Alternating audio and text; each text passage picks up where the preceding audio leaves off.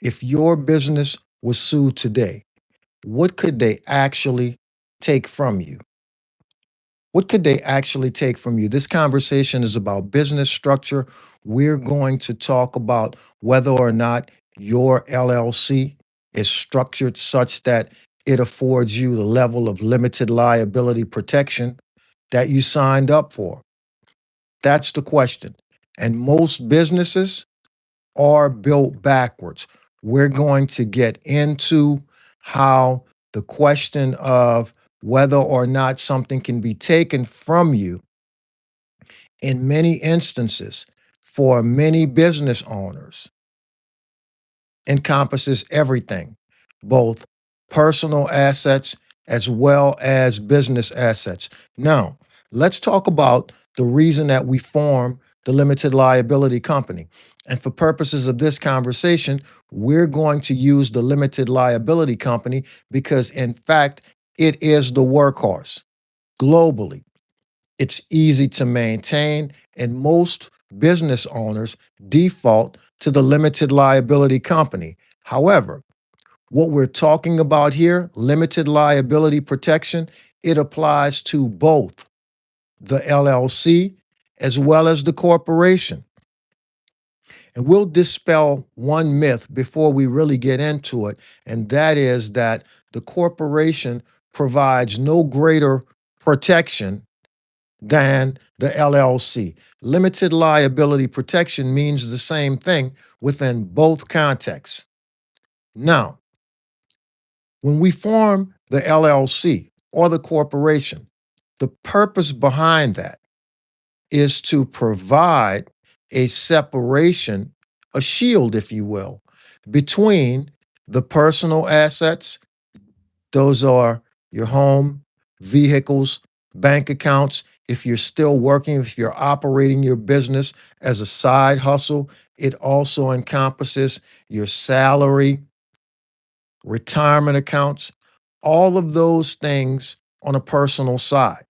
Now, the limited liability company and the protection that it affords creates that shield between those personal assets and the business, any potential business liability. That means if a claim is filed against the business and the claim results in a judgment, then your personal assets are going to remain safe. Look at it this way. The purpose behind limited liability protection is to create the opportunity for the business owner to, in fact, leave home at home. And I use the word home purposely because many business owners are simply one lawsuit away from losing their home, losing their residence, because the personal protection, that shield, it's not automatic. That's a myth, a misconception held by many business owners. They think that merely forming the LLC and securing the paperwork that goes along with that provides protection. That's it. That's all you have to do. But in fact, no protection at all is provided by formation or the paperwork that accompanies the formation. Most businesses are built backwards. And the reason that those businesses are built backwards is because rather than giving consideration as to whether or not where or whether or not the business assets, the valuable business assets, should be separate from the operational risk, most business owners never give that any thought. It never enters the mind. They simply follow the checklist that's been perpetuated out there in the sense that to form a business, the LLC, and to secure protection, all you have to do is form the entity, get an EIN number, open a bank account, and begin operating.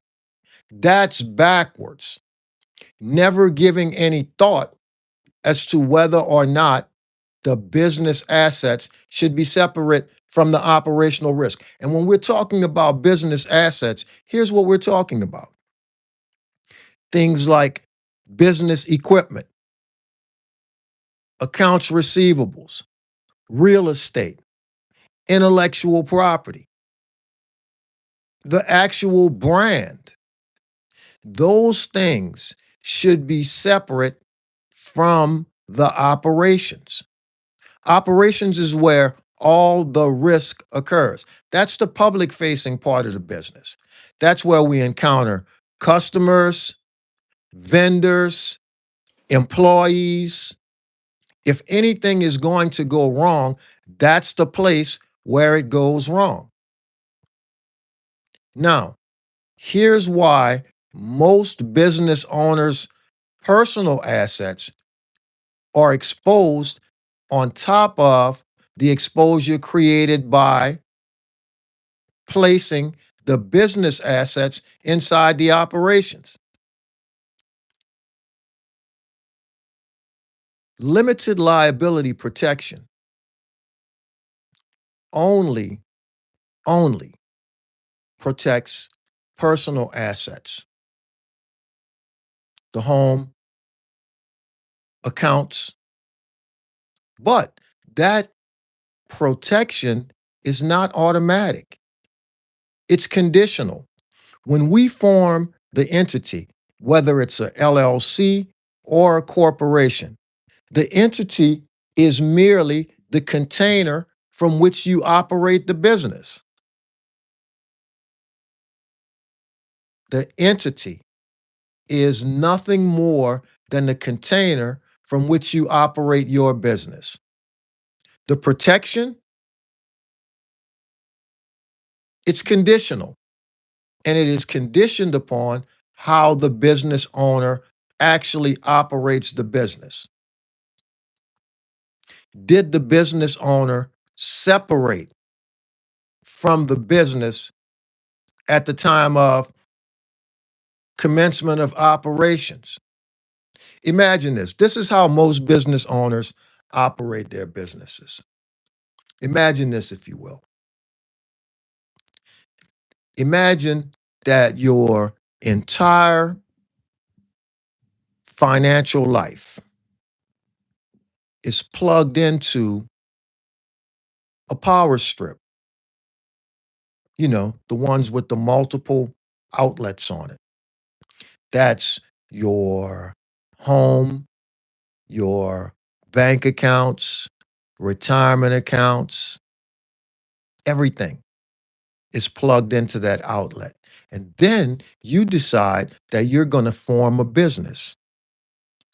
And you plug the LLC into the same power strip as your other personal assets. Now, imagine that a surge happens. And when the surge occurs, everything goes out. Everything stops.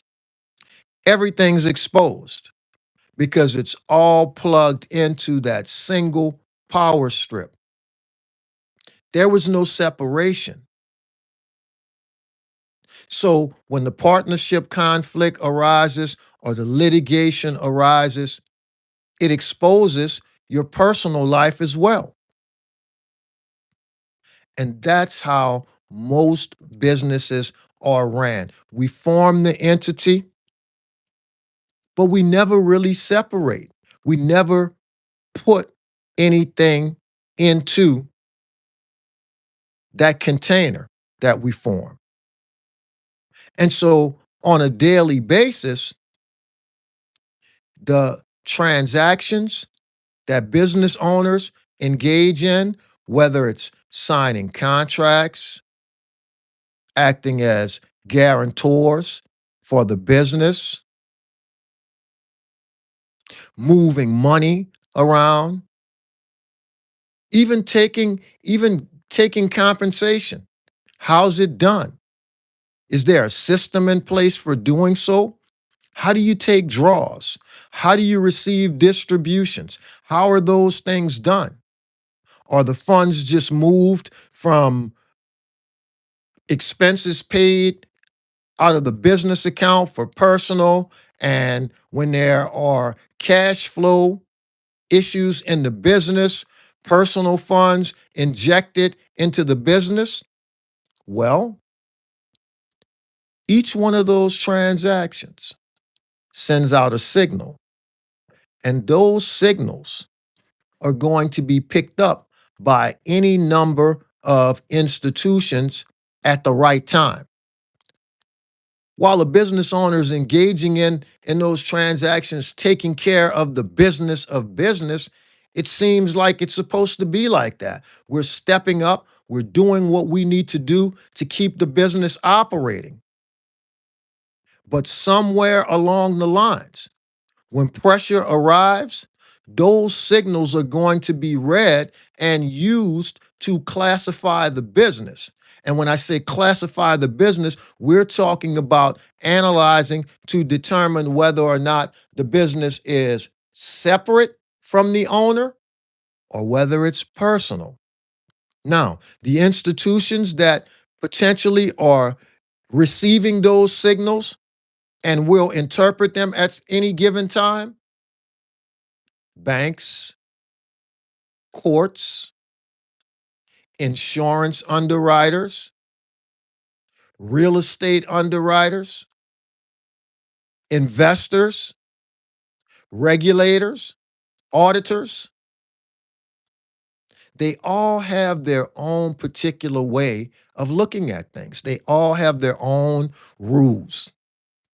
But they share one thing in common, one very important thing they all share in common. And that is that they're going to make a determination at some point as to whether or not the business is actually independent of the owner. Does this business operate independently of the owner? Think of the investor. That's what they want to know. You're looking to take in cash to fund the business. The investor wants to know who controls the business, who owns, who has the right to make binding authority decisions. The court wants to know, how does the money move? Real estate underwriters, how is the property titled? Is it in the name of the business or is it in the name of the individual when we're seeking to insure the assets in the business? The bank wants to know, if something happens, who's going to be responsible? Who's going to step into the gap? So the business is sending out all of these signals on a daily basis. And it feels normal because nobody's knocking on the door, nobody's sending letters in the mail or email saying, "Hey, we're picking up on your signals." It doesn't happen. Business structure is only tested during pressure events: litigation, bank loan application, insurance application, investor due diligence, audits. Those are pressure events. And that's when the business structure gets tested. Every day, all day, it's not tested. It's never tested during calm periods. And I hear this from business owners all the time. And when I practiced and represented business owners for many years, oh, I'm structured. I have my paperwork. I'm good. There's nothing here. I must be structured. We're making money. In fact, I'm hiring right now. I'm thinking about opening another location, scaling. Well, here's the fact: all of those things can occur. And at the same time, the business is totally exposed. We're talking about If your business is sued today, what can they actually take from you? And the answer may surprise you. And for many business owners, everything's on the table, everything's exposed. Because if you're operating with only the LLC, if you gave no consideration, if you were totally oblivious to the fact that you should have been giving consideration as to whether or not your valuable business assets should be separate from the operational risk, all of those assets are exposed because limited liability protection doesn't cover that. Forming the LLC, the operating company, it only protects your personal assets, and that protection is contingent upon you as the business owner knowing how to move money, knowing how to engage and sign on behalf of the business, having a structure in place, layered structure.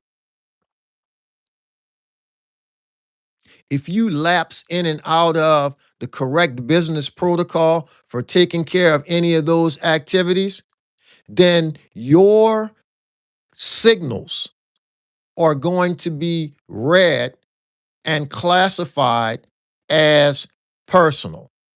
And if they're personal, if the institution is a court, then liability is going to be placed at your doorstep. It will not stop at the business. It's going straight through the business to your doorstep because the protection is not automatic. So now, here we go.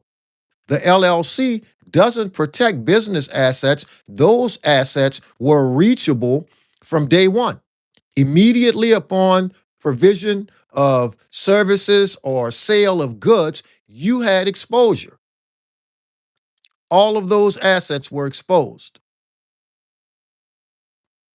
The thing that's saving many business owners right now is that there is no crisis event, or maybe fortunately enough, a crisis event has not occurred yet. Yet. But those assets are at risk.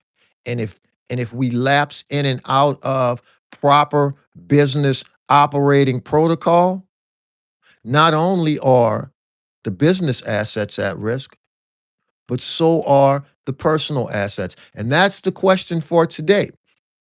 That's the question for today. If your business was sued today, what could they actually take from you?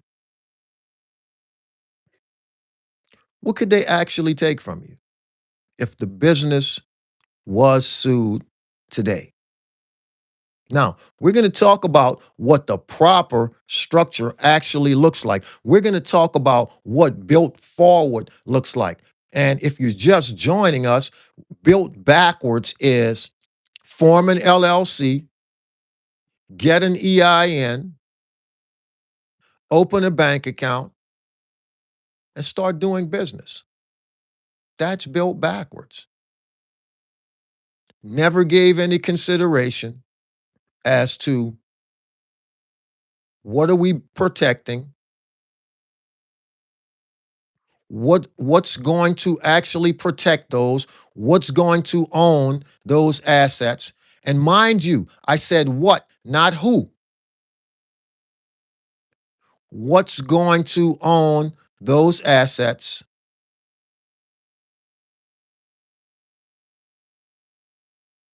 And mind you, ownership is not the same thing as control. Two separate things. Two separate things. You may be familiar with the concept espoused on social media and online frequently: own nothing, control everything.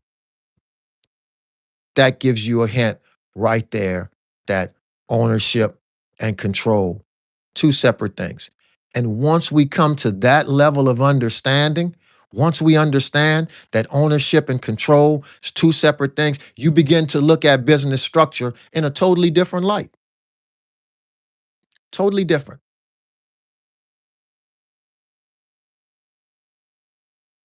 They're not the same things. So when we're giving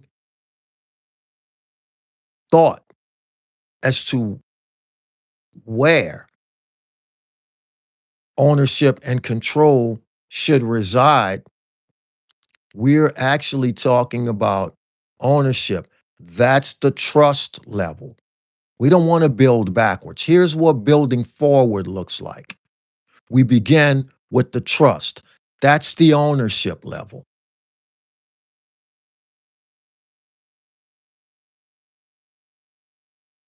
And if you think about the corporation and how it's set up, ownership in many instances, in most instances, unless we're talking about a closely held corporation, as we like to say, the mom and pop, where there are 1 to 5 shareholders, outside of that scenario, ownership rests with the shareholders. They own, but they don't control, nor do they manage. That's the operational level. There are 3 different levels. And that's what we're talking about here, layering things out. Ownership should be at the trust level. The purpose of that is for business continuity purposes. What happens? What happens? How does the business continue? How does the business continue in the event that the owner steps away, voluntarily or involuntarily?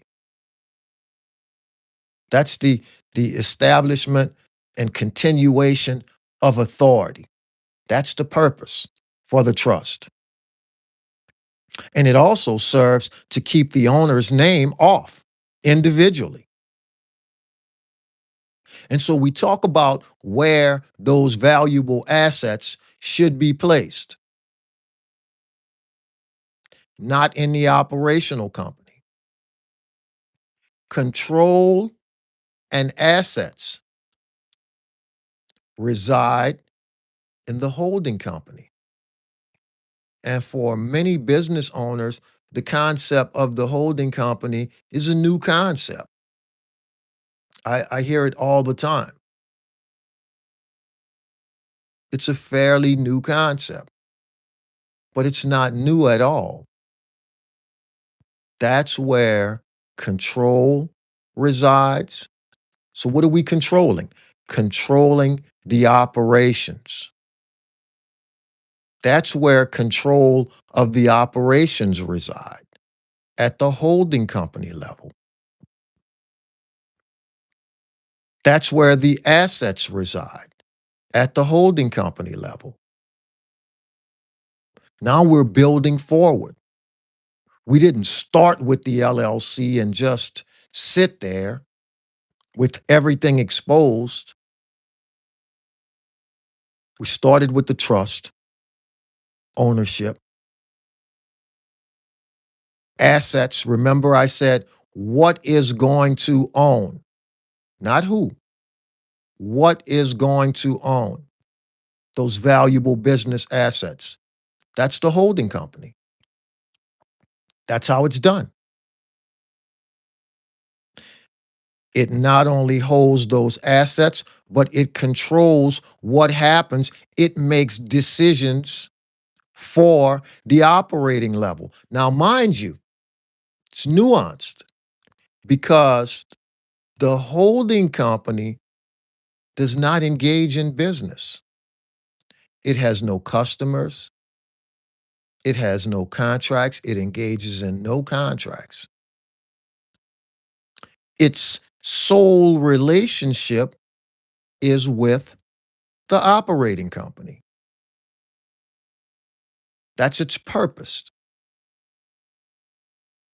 to hold valuable assets,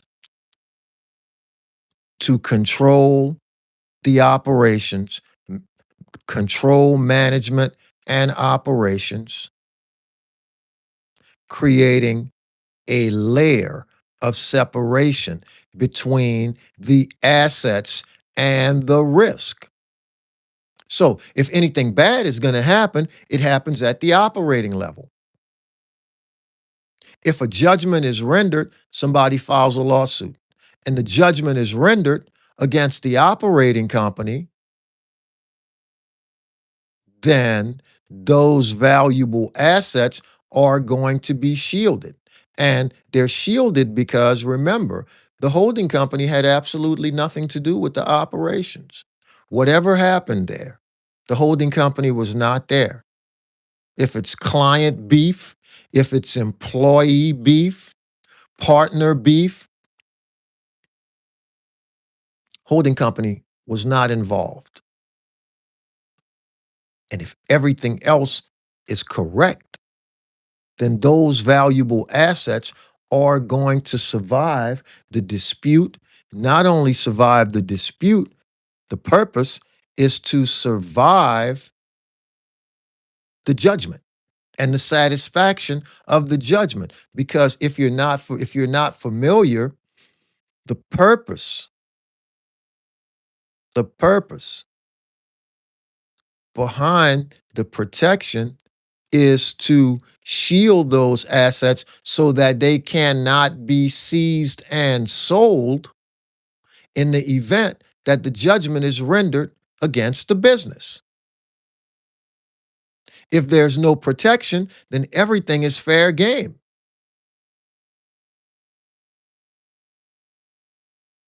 The party, the judgment creditor, the party that filed the suit and won the suit, if there's no separation there, then they can have the judgment satisfied against as many or as much of those assets as is necessary in order to make up that dollar amount of the judgment.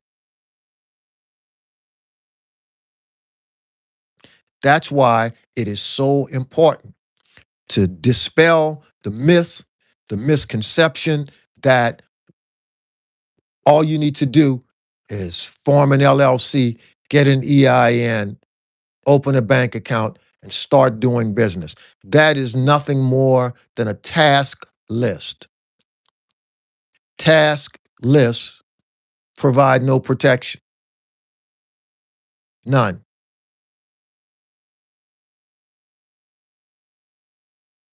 And so, I mean, this conversation is probably a little uncomfortable for some people. For some, maybe this is the first time you've heard this. Hopefully it is, because and if you've heard it before, hopefully you've already adjusted and put the necessary protections in place to close that exposure gap on your personal assets. But if you're hearing it for the first time, then it can be a little uncomfortable. But if there is no pressure event facing you right now, particularly litigation, because that's the institution, that's the one with the elephant in the room. Sure, we want the bank loan. We don't want the high interest rate. We don't want to have to act as a guarantor. We don't want the smaller repayment window. But even if that's the case, if we end up having to live with that, we get to live to do business another day. The judgment, the exposure, seizure of assets to satisfy the judgment is fatal for many businesses. Many businesses are shut down because of that. So, if you're hearing this and it's uncomfortable, Consider that awareness. That's what it is. Now, what we do with that awareness, that's a different story. And that's one of the things that I talk about. From my years as a practicing attorney representing small business owners, and in many instances representing my own business interests as a pro se litigant. That's how I began to look at business owners and think to myself in many instances, many, the situation could have been avoided. The loss that prevailed could have been avoided. And the loss that I'm speaking of is the loss of assets, the loss of business assets, the loss of personal assets. And so I talk about the pro sepreneur.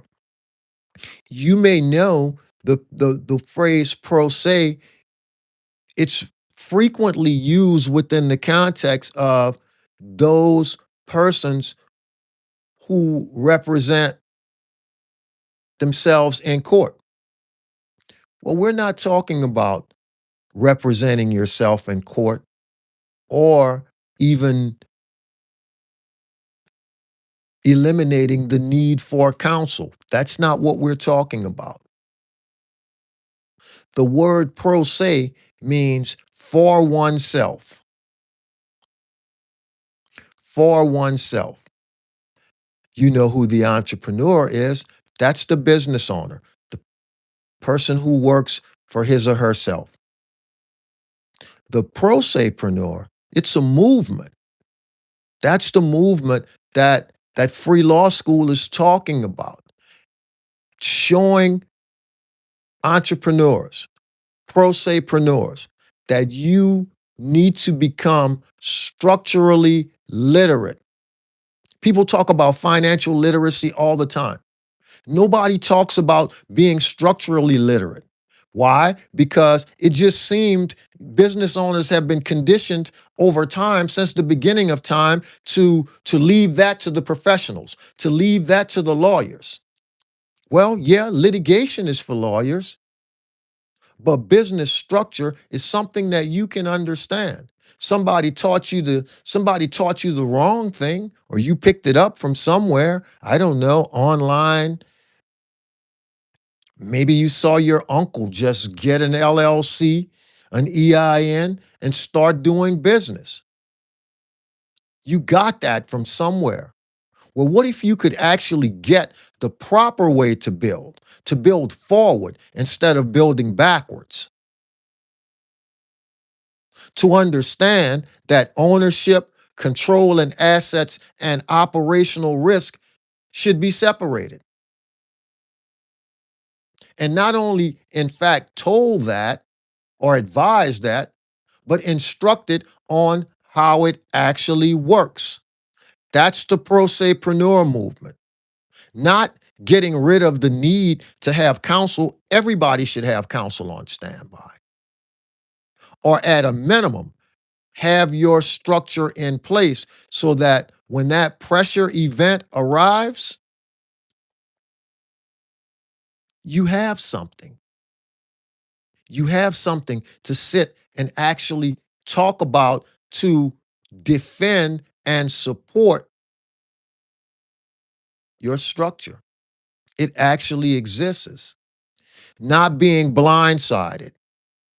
So, with that in mind, I have created for the people who are operating with just that single LLC, your business assets are exposed, bar none.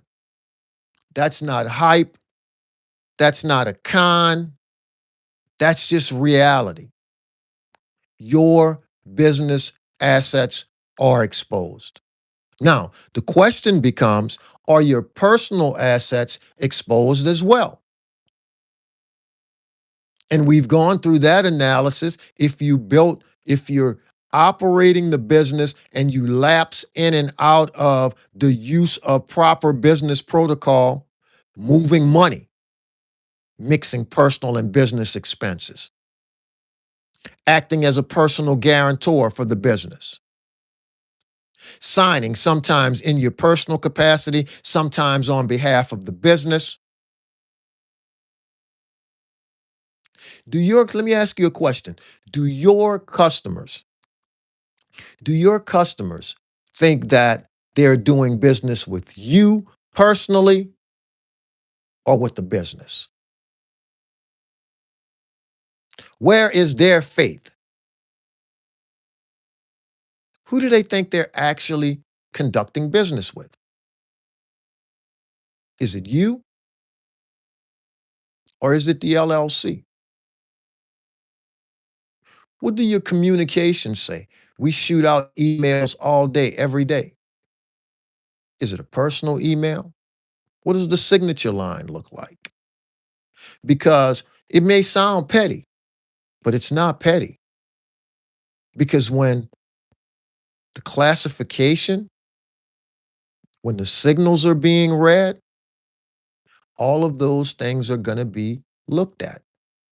It's behavior. And behavior leaves patterns. That's how they classify. They begin to read the patterns. And when the patterns become repetitive, particularly showing personal as opposed to separation, the classification is going to read as personal. If you're at the bank, can we get a guarantee? If you're at the court, you're personally liable. If you're looking for investment money, we decline.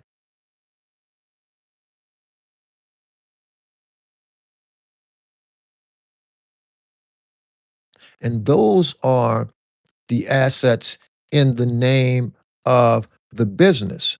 Many business owners are operating the business with assets in their personal names and still thinking that there is limited liability protection. How do we even argue that? How do we argue that there is limited liability protection, that there is in fact separation when the assets being used in the business are titled in the owner's personal name? I'm talking about my real estate investors, my landlords, many, many, many, renting properties, leasing properties in their personal names. So the single entity, the single LLC, business assets exposed. So now the question becomes, are my personal assets exposed as well? And so I have created a tool for those individuals to use to analyze whether or not there is exposure on your personal assets. It's a structural diagnostic. The link is in the description. It's complimentary. Use the link in the description. Take the diagnostic so that you can see where your structure is lacking. It's going to inquire into the the ownership aspect, control, assets, risk, and continuity. And those questions are about operations. They're not about who owns what. Doesn't matter. It's about all of those questions delve into how you actually operate. Therefore, it is vitally important that you answer the questions or respond to the questions based upon how you're actually operating the business, not based upon how you think you should have been operating, but you're not really operating that way. That does you no good. It does nothing for you because it's not going to give you a true view of where your exposure lies. That's why we've been having these conversations. That's the movement, the pro sepreneur. And I'll share this with you, how this all came about.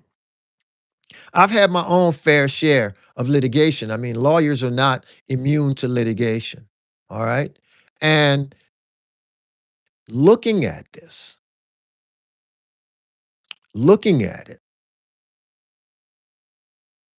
I was reading an article.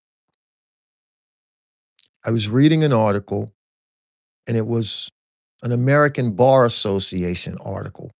If you're not familiar, that's the national organization that governs, if you will, the legal profession. Okay. It governs the legal profession. Each state governs lawyers, but the American Bar Association, it is the trade organization of the legal profession. Let's call it that. So I was reading an article, and mind you, I had been practicing law for 30 years at that point and had never really given any real consideration to this question or this issue. It wasn't a question. The article was about demographic information that the American Bar Association had been collecting since the 1800s, right? And a part of it that was surprising to me was that there was demographical information about black lawyers going back. Now, the article, that was just kind of like some historical background of the article. Then the article goes into the fact that in the United States of America, there are one, at that time, 1.2 million lawyers in the United States. Now, black lawyers make up about 4% of the population of that 1.2 million, even though black people are about 13, 14% of the United States population. So we see that that's out of whack. And I'm going somewhere with this information. And so to me, wow, 1.2 million, 1.3 million attorneys, I would have thought that there were far more attorneys. As an attorney myself, it seemed like there was almost one on every corner from a competitive standpoint, right? So I was like, wow, only 1.2 million, 1.3 million. And I'm getting to where the impetus, where the beginnings of the idea of free law school and the pro sepreneur movement came about.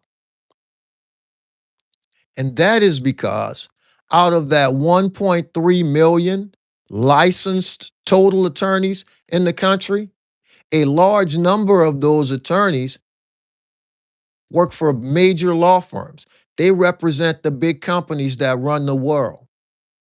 So they're not available. They're not available. So subtract them out. Then there are the lawyers who work for government, federal, state, and municipal. In many of those instances, probably most, those lawyers are precluded from practicing on the side. That means they can't represent you either. They can't. When I first started practicing law, that prohibition wasn't in effect. You could do whatever you could handle. So take those attorneys off the table. And then there are the attorneys that practice in the areas of specialty. Take those guys off. And so whatever's left, it's just a hodgepodge of attorneys, right? That's not to minimize the attorneys. It's my profession. And so that's when it occurred to me that it is so important from a survival standpoint for the business owner to understand on some level how to protect his or herself. If I have any business owners there in the live tonight, put a comment in the chat if you've ever waited for a call back from your attorney or and you did and it wasn't timely. And so you ended up going with your gut or going with what you understood to be the proper way to move. And that's where free law school comes from. That's the idea behind that. That's where the pro sepreneur movement comes from. So again, I you know, there is so much information out there. A lot of it is misinformation for personal gain. A lot of it you need to be mindful of the context that a lot of this information is being presented in. I see it all the time. We can help you structure your business if you're looking for a grant. Well, business structure and grants, they have nothing to do with each other. Or well, we can help you structure your business so that you can get credit funding. You can get bring your EIN and your LLC to the party, and we can help you get a stack of credit cards that thick. That's not business structure. There is an order to business structure, and we talked about it. Building forward looks like control, ownership in the trust, control and assets layered out at the holding company level, and operational risk totally isolated with no assets attached. That's what structure is all about. In fact, structure has three real pillars.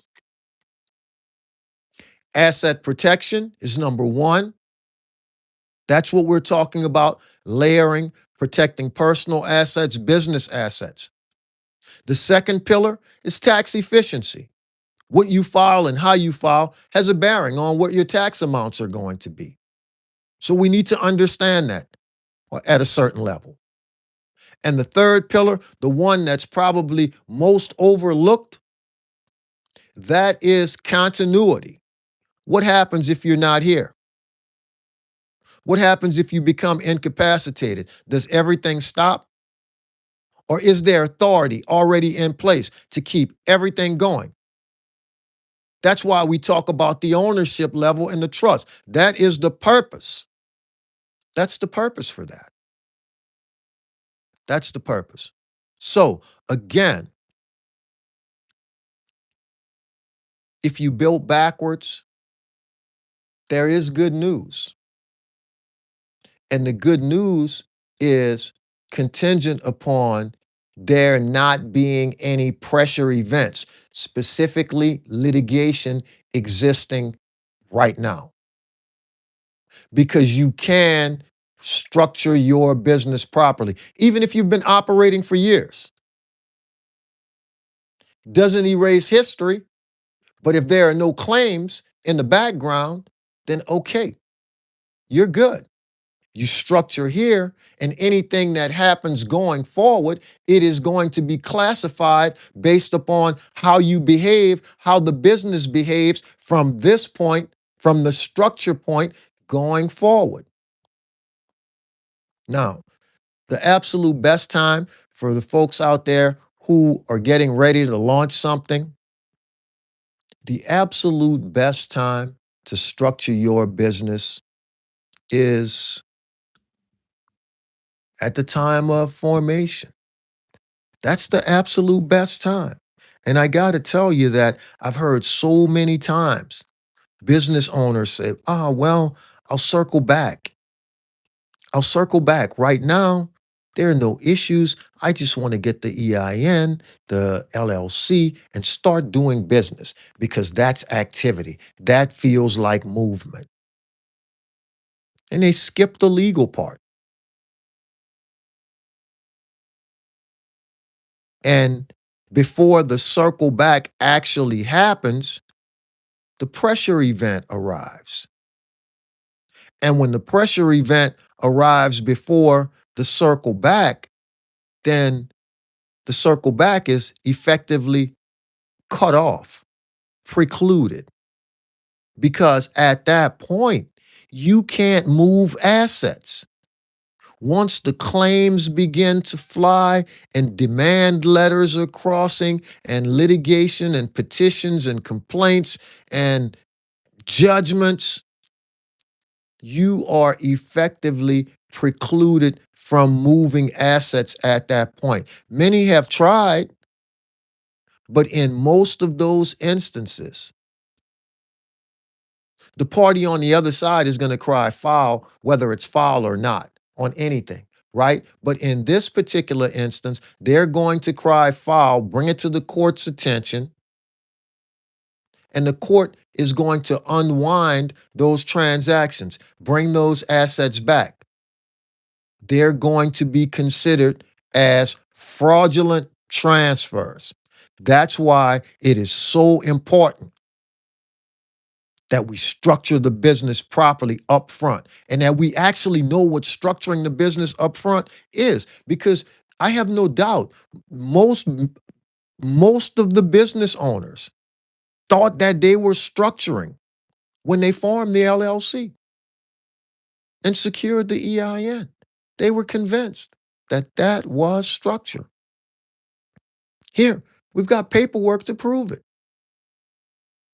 but it's not. It's not in proper form. The intent is there, but But classification is not based on intent. We can have all the best intent in the world, but classification is going to be based on behavior.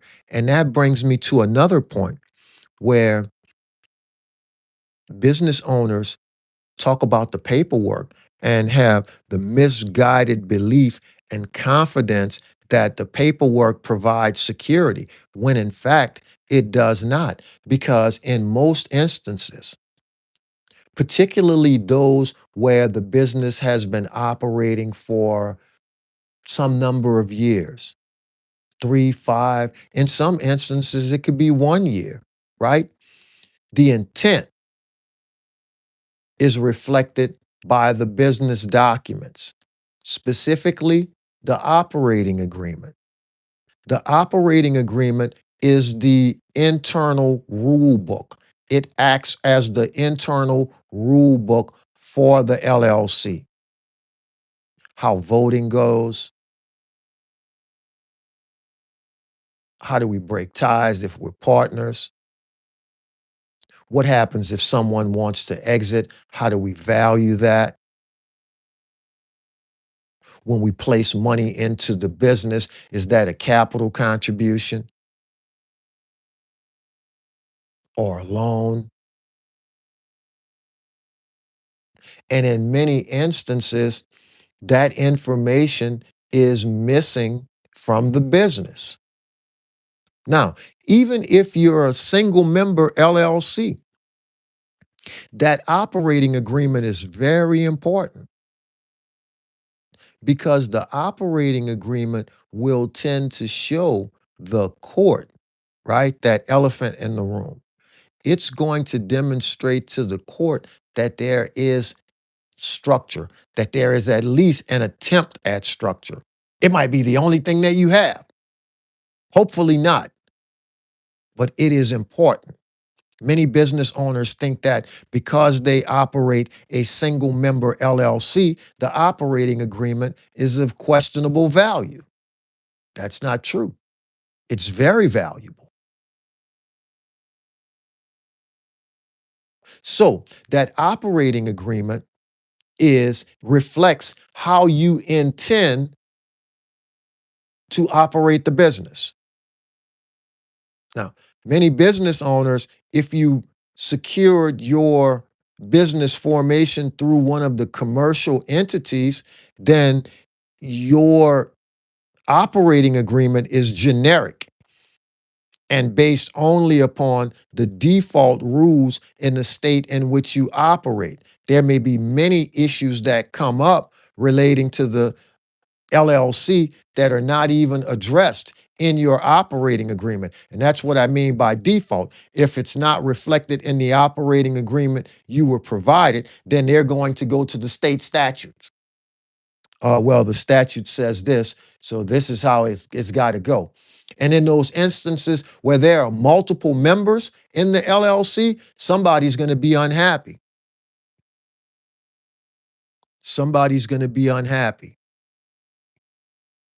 That's why the pro sepreneur concept is so important that we understand these things. But nonetheless, that operating agreement represents intent. The institutions don't care about intent. And by the way, they live in the past, every single one of them. The banks, the courts, the regulators, the underwriters, the investors, they all live in the past. And what I mean by that, they are looking at historical data. They don't take explanations, clarifications. No, they don't. They just look at historical data in order to classify your business. So that operating agreement reflecting the intent over time, as the business began to operate, those signals that were sent out, sometimes the business behavior begins to drift away from what's in the documents. Over time, particularly when the business is growing and changing and the business owner never revisits the issue of structure or the operating agreement or anything, the business behavior begins to drift away from the original intent in the documents. And then when the pressure event arrives, if you find yourself involved in a court battle, then your reliance upon those documents is going to be misplaced, particularly where they are out of alignment. It's the same thing. It's the same thing we think, right? It's like someone's telling you the same thing. You're like, hey, could you please? They're like, oh, well, I got it. But they don't have it. So you're like, at some point, you begin to observe how they're moving, how they're conducting themselves. That becomes the truth. The behavior becomes the truth. The behavior becomes the structure. The paperwork becomes irrelevant. It's still valid. You still form, we recognize that you filed your annual report on time, that you paid your franchise tax on time. But that's a compliance issue. Compliance simply means that you perform the minimum requirements necessary in order to be recognized by the system. It does not address the question of what happens when something goes wrong. That's a protection question. And so, because there is a misalignment between intent, the documents, and the actual business behavior, behavior becomes the structure. We've been talking this evening about what happens if your business was sued today. What could they actually take from you? And for many business owners, everything's on the table. Personal assets as well as business assets, particularly if you are operating out of the single entity. And by single entity, I mean you formed an LLC, got an EIN, opened a bank account, and started doing business. That's the single entity. That means your personal assets could be at risk depending upon how you're operating. If your behavior is out of alignment with what's in your documents, then there's possibly personal liability as well. I have created a tool so that you can look at your structure and determine whether or not your personal assets may be exposed. The link is in the bio. It's called the Structural Exposure Diagnostic. You can go straight there. It's complimentary. And check your business. And after, if there is exposure and you'd like to have a call with me on mapping out. It's not a sales call, it's a clarity call. The link is there. It's not a sales call, it's not a consultation. We'll get together and we'll map out your strategy, what it looks like right now, where the gaps are, where the deficiencies are, and what it actually takes to get your structure in line. I appreciate you guys joining the live tonight. I hope that we've created some awareness. And thank you so much for joining the Prosapreneur Network. We'll talk again.